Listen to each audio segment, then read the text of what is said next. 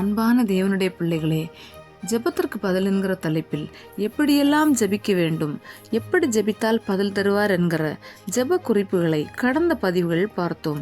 இப்பொழுது உபவாசித்து ஜெபிக்க வேண்டும். உபவாச ஜெபம் என்றாலே அன்றைக்கு சீக்கிரமாகவே பசிக்க ஆரம்பித்துவிடும். அழிந்து போகிற அந்த சரீரத்தை கண்ட்ரோல் பண்ண நாம் உபவாசித்து ஜெபிக்க வேண்டும்.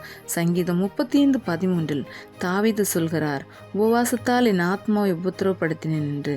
சங்கீதம் 69:10 என் ஆத்மா வாடும்படி உபவாசித்து அழுதேன் என்று சொல்கிறார். ஒரு ராஜாவுக்கு உபவாசம் அவசியம் என்றால் நாமும் உபவாசித்து ஜெபிப்பது மிகவும் அவசியமாய் இருக்கிறது. யோவேல் 2:12 நீங்கள் இப்பொழுதே உபவாசத்தோடும் அழுகையோடும் புலம்பலோடும் உங்கள் முழு இருதயத்தோடும் என்னிடத்தில் திரும்புங்கள் என்று சொல்லப்பட்டிருக்கிறது.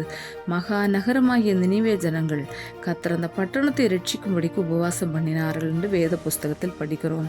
அவர்கள் உபவாசம் பண்ணினார்கள். கர்த்தர் அந்த பட்டணத்தை ரட்சித்தார். எஸ்தர் ராஜாத்தி எஸ்தர் 4:3 அவள் தன் குலத்தை மீட்க உபவாசித்து ஜெபித்தாள். அந்த குலத்தை கர்த்தர் மீட்டு கொண்டார். அவள் குலத்தை அழிக்க நினைத்த ஆமான் அழிந்து போனான் என்று வேத புஸ்தகத்தில் படிக்கிறோம். ஆகையால் இந்த காலத்தில் மௌனமாயிராமல் நாம் ஒவ்வொருவரும் நம்முடைய குடும்பத்துக்காகவும் நம்முடைய தேசத்திற்காகவும் நம்முடைய ஊழியங்களுக்காகவும் உபவாசித்து ஜெபிப்போம். கர்த்தர் நம்மை ஆசீர்வதிப்பார். ஆமேன்.